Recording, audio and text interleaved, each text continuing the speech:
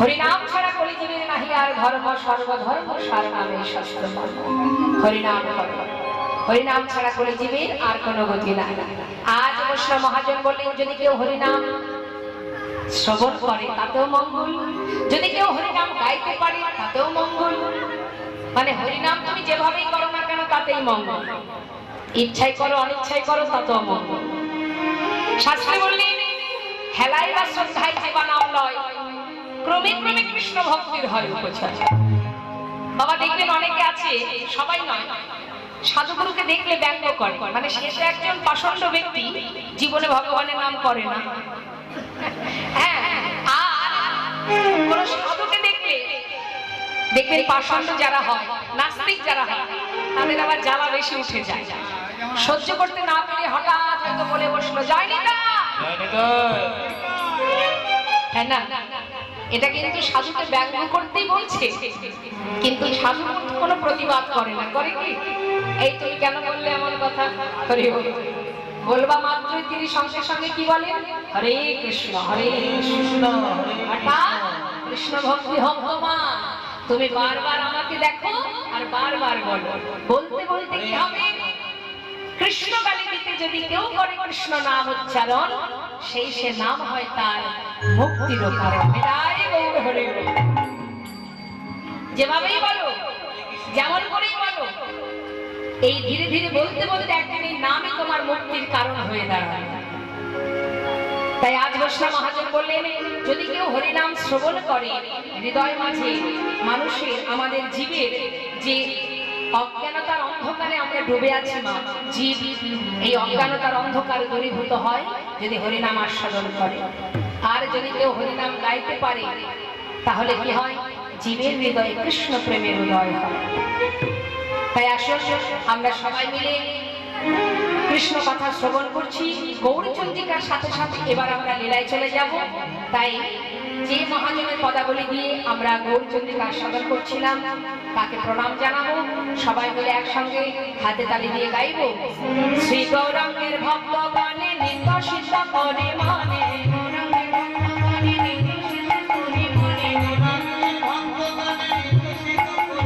সে যায়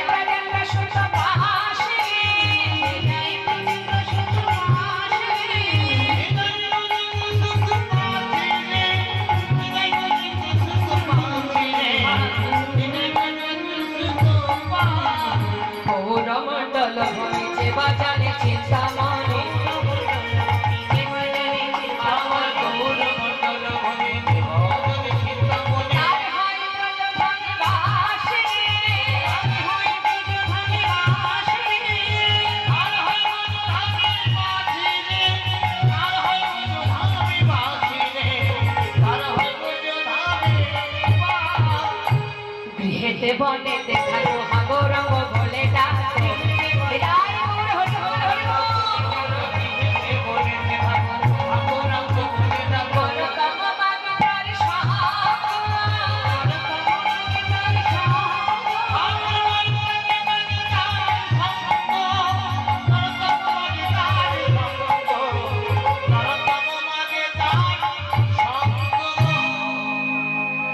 যে মহাজনের পদাবলী আমরা শ্রবণ করলাম, তিনি হলেন নরোত্তম দাস ঠাকুর, যার নিবাস বাংলাদেশে, যিনি সর্বপ্রথম এই কীর্তন করেছিলেন। এই যে কীর্তন আমরা শ্রবণ করি, এই কীর্তন সর্বপ্রথম সৃষ্টি হয় বাংলাদেশে। তিনি দোল পূর্ণিমা রাত্রে বাংলাদেশে পদ্মা নদীর ধারে খেতুরি ধাম একটি জায়গা, সেই খেতুরি ধামে দোল পূর্ণিমা রাত্রে নরোত্তম দাস ঠাকুর মহাশয় তিনি সর্বপ্রথম এই কীর্তন করেছিলেন। তো চলুন আমরা ঠাকুর নরোত্তম দাসের পদাবলী দিয়ে গৌরচন্দ্রিকা বিশ্রাম রাখলাম, এবার চলে যাব আমরা লীলা কথায়। তো চলুন সবাই মিলে দুটি বাহু তুলে আমরা বৃন্দাবনের রাজাকে, না বৃন্দাবনের রাজাকে, কংস রাজা, নন্দ রাজা, আরো জোরে বলুন, হ্যাঁ 84 কোষ বৃন্দাবনের মধ্যে সকলের মুখে একটাই কথা, কি আপনি পথে চলতে চলতে কাউকে বলবেন এই যে ও দাদা শুনবে না, শুনতেই পাবে না, তাই তো? শুনতে পাবে পাবে, কিন্তু যদি একবার পিছন থেকে বলে বসে রাধে রাধে, যে ব্যক্তি থাকুক না কেন সামনে, সে কিন্তু ভাববে পিছনে নিশ্চয়ই কেউ আমাকে ডাকছে। এটাই হচ্ছে বৃন্দাবনের মাহাত্ম্য। তাই চলুন আমরা বৃন্দাবনে যাব, সবাই মিলে উড়ে ধরে ধরে ধরে করে জানি। তাই আচ্ছা, ঠিক আছে, পরবর্তীতে যারা এইদিকে আসন আছে এখানে বসিয়ে দেবেন, কেমন? যা যা যা, হ্যাঁ হ্যাঁ হবে হবে হবে, সামনে বসুন, সামনে বসতে চান বসুন। জানে বৃন্দাবন ধাম, বড় বড় ভক্তগুলো সামনে বসছে, ঠিক আছে বসো। কথা বললে কিন্তু বিপদ, কথা বলবে না তো, লক্ষ্মী ছেলে হয়ে থাকবে, কেমন? খুব ভালো ছেলে। বৃন্দাবন ধাম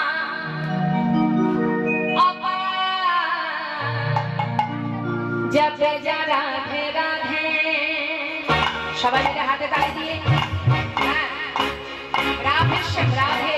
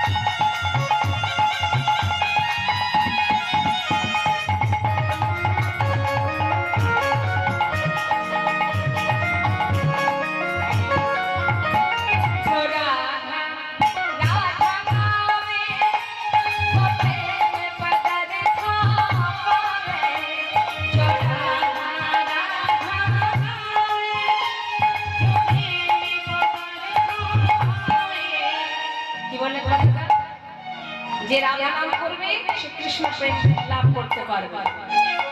তার মানে আলাদা করে কৃষ্ণকে ডাকতে লাগবে না, ঠিকঠাক যদি গভীর রাধা ভজন করতে পারো তাহলে অনায়াসে কৃষ্ণ প্রেম পাবে। মানে বাজারে যদি আমরা দোকানে গিয়ে কলগেট কিনি, বাড়িতে প্যাকেটটা নিয়ে এসে খুললে প্যাকেটের মধ্যে কলগেটের সাথে আরেকটা কি থাকে? ব্রাশ থাকে। আচ্ছা, আমরা দোকানে কি ব্রাশ দিয়েছি? কলগেট চেয়েছিলাম, তাহলে কলগেটের সাথে ব্রাশ ফ্রি, তাহলে ফ্রি, তাই তো? ঠিক তদ্রূপ যদি ঠিকঠাক রাধার ভজন করা যায় তাহলে রাধার সঙ্গে গোবিন্দ ফ্রি।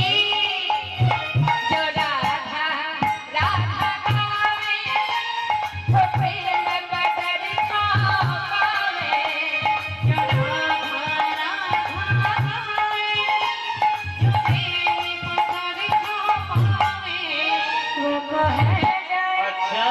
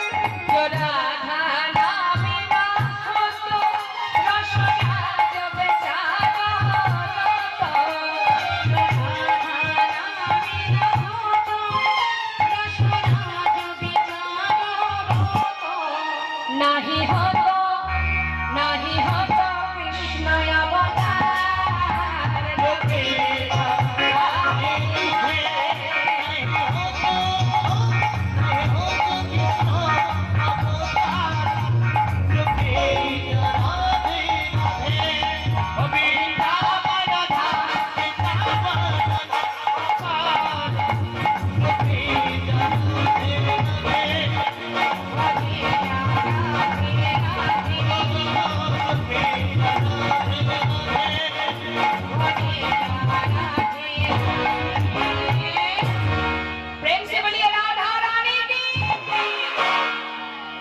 देखी गोविंदকে কে কে ভালোবাসে, যে যে ভালোবাসে সে হাত তুলবে। राधा रानी की, वृंदावन धाम की, बांके बिहारी लाल की। राधे श्याम राधे श्याम राधे राधे। कृष्ण भक्ति हो मधुमय श्री वृंदावने भगवान कृष्ण प्रतिदिन माठे যায় ধেনু চড়ায় আর শাখাদের সাথে করে নিয়ে নানাবিধ খেলা করেন গোবিন্দ। তা প্রতিদিনের ন্যায় আজ মনে এসে খেলা খেলছে, কিন্তু জানি তাই মাগো ভগবান তো খেলা করছেন তাই না, সখাদেরকে নিয়ে। আমরা তো খেলা করি না, ছোটবেলায় খেলেছি না অনেক কিছু। এই তোরা খেলা করিস? কি খেলা করিস?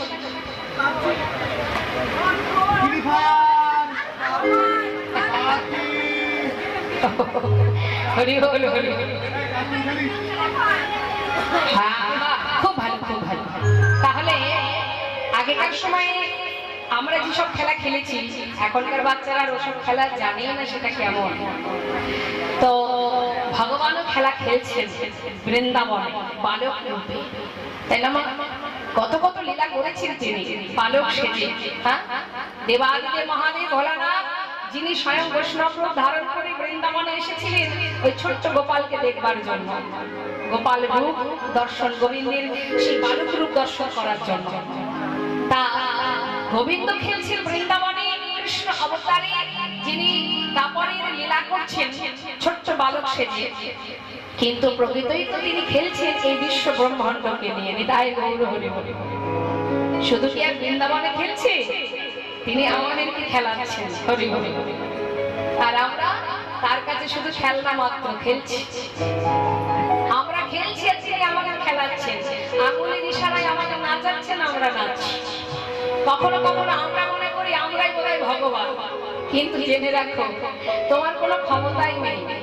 সে যদি মনে করে রাজাকে দিনহীন কাঙ্গাল করে দিতে পারে, আবার ভিখারিকে রাজা করে দিতে পারে, সেই একমাত্র পারে।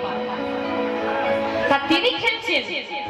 দেখুন আমরা বলি না মা এটা আমার ওটা আমার, বাড়ি আমার গাড়ি আমার, বিষয় আমার, এটা আমার সেটা আমার, সর্বক্ষণ বলি তো যে সব আমার। এটা হচ্ছে অহংকার, এটা হলো অহংকার, কিচ্ছু না। কারণ তুমি ভালো মতোই জানো এটা তোমার নয়, তিনি দিয়েছেন তাই তুমি পেয়েছো। আর কারোর যদি একটু ভালো হয়েছে পাশের জনের হিংসা শুরু হয়ে যায়। এই আমাদের ভিতরে প্রত্যেকের ভিতরে, এই যেখানে আমরা ভক্তরা আছি, একবার নিজেকে জিজ্ঞাসা করে দেখুন না, বুকে হাত দিয়ে বলুন তো কার মধ্যে হিংসা নেই? কারণ ভালো যদি হয়েছে আর সহ্য হবে না। এক থেকে দুই, দুই থেকে তিন তালা হয়ে গেল, পাশের বাড়ির জন্য রাগ হয়ে গেল, বাবা কত কি হলো আমার কিছু হলো, তুমি হিংসা করছো কেন? তুমি হিংসা করে করবে টাকা জেনে রাখো। তার ভজনের পথে, তার সাধনার পথে ভগবান তাকে যতটুকু দিয়েছে সে পেয়েছে। তোমার যেমনটা ক্ষমতা, তুমি যেমন দেখবে তোমাকে তেমনটাই দিয়েছেন, তার বেশি তোমাকে দেবে।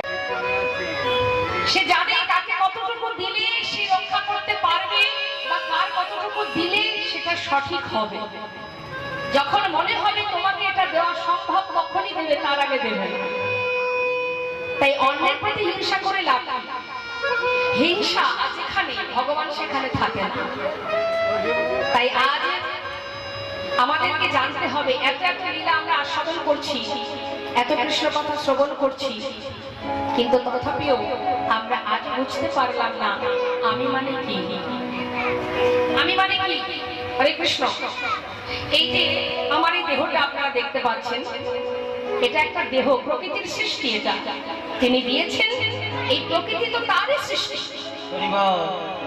প্রকৃতিটা যার সৃষ্টি, যিনি ধরাকে সৃষ্টি করেছেন, এই জড় জগৎকে, জীব জগৎকে যিনি সৃষ্টি করেছেন, তার মধ্যে আমরা একটা জীব মাত্র। তাহলে আমরা প্রকৃতির সাথে সাথে বেড়ে উঠেছি, আবার প্রকৃতি আমাদেরকে ধ্বংস করে দেবে, তাই তো মা? তাহলে আমি মানে কি? এই যে হাত, এই হাতটা কি আমি? না, হাতটা আমার। আমরা বলি না হাত আমার, চোখ আমার, পা আমার, দেহ আমার, মুখ আমার, এগুলো সব আমার, এগুলো আমি নই। হাতটা কি আমি, চোখটা আমি? না, এগুলো আমার। তাহলে আমি মানে কোনটি? সবই তো আমার। এ জগতে যা আছে সব আমার, দেহে যা কিছু আছে সবই আমার। তাহলে এগুলো তো আর আমি নই। আমি মানে আমি কোথায়? আমি অর্থাৎ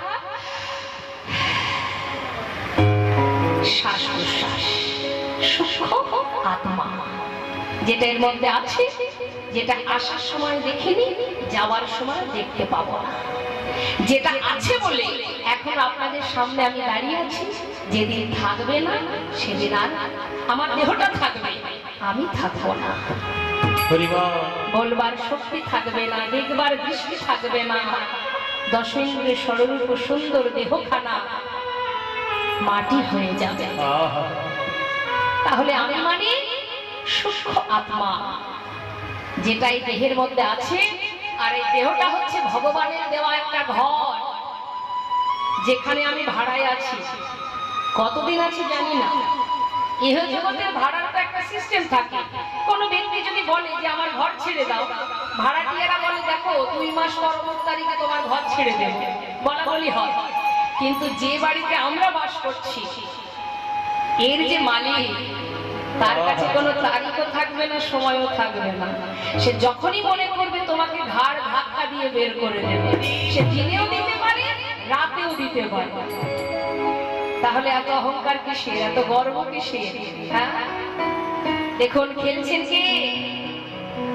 একজন ভক্ত, যিনি বিধর্মী, কাজী নজরুল ইসলাম।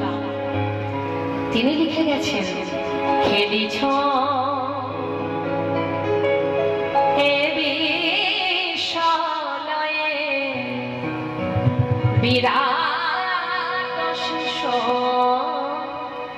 আনমনে, খেলিছ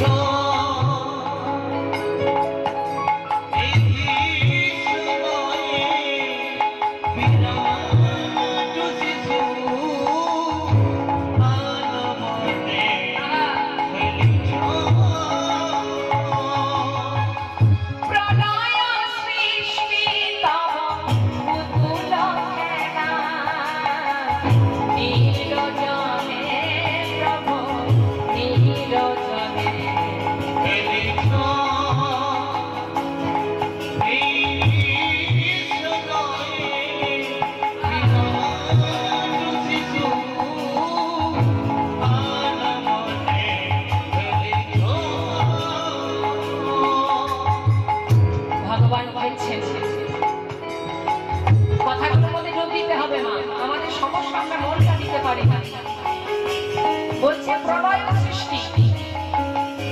এই যে বিশ্ব ব্রহ্মাণ্ড, এই পৃথিবী, এই ধরাকে সৃষ্টি করেছো তুমি। এটা প্রলয়ের সৃষ্টি, অর্থাৎ বিশাল এই সুন্দর সৃষ্টি ধরা তুমি সৃষ্টি করে নির্জনে বসে পুতুল খেলার মতো খেলা করছো। তবে খেলছো কোথায় বসে? ভগবান নির্জনে বসে খেলছেন। মহাজন বললেন দেখো শূন্যে মহা আকাশে তুমি মতে গলিলা বিলাসে, শূন্যে মহা আকাশে তুমি মতে গলিলা বিলাসে, শূন্যে মহা